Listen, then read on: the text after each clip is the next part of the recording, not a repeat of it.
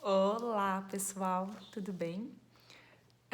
Hoje eu vim falar sobre o porquê que os procedimentos operacionais padronizados são obrigatórios no serviço de alimentação, né, e no comércio de alimentos aqui no nosso país. Eu sou Daniele Leal e eu vim hoje aqui puxar o saco dos POPs, oficialmente, né? Falar o porquê que são importantes mesmo. Gente, assim, o que eu acho legal a gente olhar a legislação como se fosse tipo uma mãe, sabe? A legislação é uma mãe que ela tem um porquê, um motivo de exigir as coisas. Mesmo que às vezes os filhos não saibam bem o porquê que aquilo é obrigatório. Mas quando você vai ler, analisa, você vai vendo que tudo que tem na legislação, na sanitária, né, que é aqui do que eu realmente estou tratando, mesmo que às vezes pareça desnecessário ou fora da nossa realidade, ou até utópico, às vezes a gente vai falar com direção de empresa e fala, nossa, mas Daniela, isso é totalmente fora da minha realidade. Quando a gente para e analisa, a gente vê que realmente aquilo é importante e necessário para a empresa funcionar bem. E muitas vezes, até a maioria, não só pelos fatores de saúde pública, que são muito importantes sim, e os principais, pelo qual a legislação sanitária, né, de boas práticas existe, mas que são sim importantes para a organização e os bons resultados da empresa em todos os aspectos, inclusive de vendas, né? A gente sempre fala, boas práticas reflete diretamente na venda, na qualidade do produto e etc, né? Aí falando dos POPs, né, da obrigatoriedade dos POPs, né? Então, vamos pensar nisso. Para uma empresa funcionar bem, ela precisa ter regras, padrão, clareza do que precisa ser feito, descrição de quais equipamentos, utensílios e produtos que a gente precisa para fazer cada atividade, precisa de cronograma, precisa de registro do que foi feito. E os POPs, a legislação que obriga o POP, obriga que tenha tudo isso e mais, conforme cada item, né? Por exemplo, falando de registro. O que é registro? Eu preciso documentar, escrever para comprovar que um procedimento foi feito. E aí dizer, por exemplo, quem fez aquilo, né? E o cronograma, eu preciso dizer quem e quando vai fazer cada atividade. Aí eu gosto de fazer um link aqui, né? Um paralelo. Tem uma frase que fala assim: cachorro que tem 2 donos morre de fome. E no serviço de alimentação é isso também. Se não tiver tudo descrito bonitinho nos POPs, né, nos cronogramas, por exemplo, eu tenho lá que limpar a coifa e tem 2 pessoas para limpar aquela coifa. Uma deixa e não tem dia certo, horário certo, período certo, cronograma certo para cada uma fazer o quê? O que acontece? Ninguém limpa porque um deixa para o outro. Eu tenho 2 pessoas responsáveis, 3 pessoas para arrumar o PVPS do estoque. O que acontece? Um deixa para o outro e ninguém faz. Então tem que ser tudo muito claro quem faz o quê, sabe? As funções e os POPs nos obrigam a fazer isso, né? Então vamos lá, né? O que os POPs nos obrigam? Eles nos obrigam a descrever, por exemplo, como funciona cada atividade essencial dessa empresa. Assim, não tem segredo.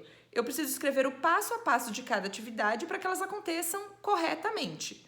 E aí é isso que a lei manda a gente fazer, né? Vai descrevendo. E descrevendo os procedimentos. Ok. Quais POPs são obrigatórios? Pela RDC 216 de 2004, que é federal, ela nos obriga somente 4 POPs, que é o de higienização de instalações e equipamentos imóveis, controle integrado de vetores e pragas urbanas, higienização de reservatório, higiene e saúde dos manipuladores. Mas eu particularmente costumo fazer bem mais POPs que isso, né? Eu faço tanto os procedimentos obrigatórios por essa legislação, quanto as estaduais, por exemplo, quando é no estado de São Paulo. Mas a gente usa muito a RDC 275 de 2002. Ela é sobre POPs para a indústria de alimentos. Mas ela fala sobre o que tem que conter um POP, ela descreve mais itens no POP e ela obriga mais tipos de POP, que não são obrigatórios para o serviço de alimentação, porém eu costumo adaptá-los ao serviço de alimentação, no varejo de alimentos também, no comércio também, para o comércio de alimentos também. Mas mesmo para quem não vai querer fazer POPs a mais, outros além dos obrigatórios para sua empresa, pode ler essa legislação 275 de 2002, a RDC, porque ela realmente dá mais detalhamento de como elaborar um POP.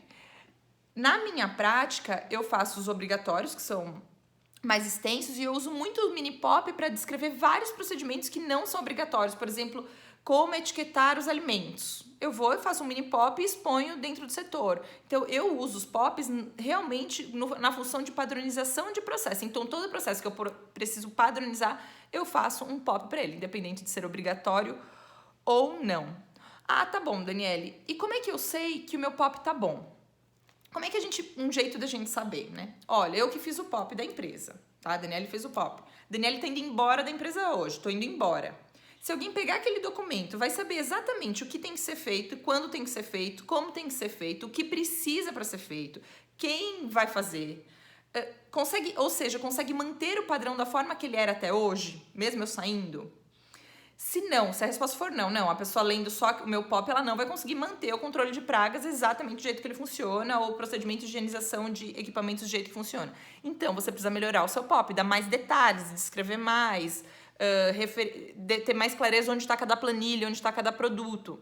Se não, eu consigo, Daniele, sim, quem lê meu POP sabe, consegue manter o processo, então tá certo seu POP, tá? Quando fazer os POPs? Na teoria, quando a gente abre uma empresa de alimentação, esses documentos todos já teriam que estar feitos, mas essa não é a realidade da grande maioria das empresas, né? Hoje aqui no nosso país, a maioria vai começando, vai caminhando, indo um passo por vez e geralmente os primeiros passos não são definir os processos de manual de boas práticas e os POPs. Então, nesse caso, ok, comecei a trabalhar na empresa ou ok, a empresa está funcionando, o que eu faço? Eu tenho que ter os procedimentos corretos já estabelecidos, claros, e aí a partir disso, os relacionados aos POPs obrigatórios, eu descrevo esses procedimentos. Então, o quanto antes eu tenho que implantar os procedimentos e aí sim descrever eles conforme, né, como um documento. Ok, outra coisa importante. Eu preciso atualizar esses POPs? Precisa sim. Por quê? Porque a gente considera que se eu fiz um POP há 10 anos atrás, hoje tudo mudou na empresa. Se não mudou, normalmente tem alguma coisa de errado, porque a ideia é que as coisas mudem mesmo, né? Que os processos melhorem, que a situação muda, a estrutura muda, as pessoas mudam, as ideias melhoram, né? As coisas ficam mais claras. Então, o que a gente entende? Que o POP tem que descrever exatamente o que acontece naquele momento.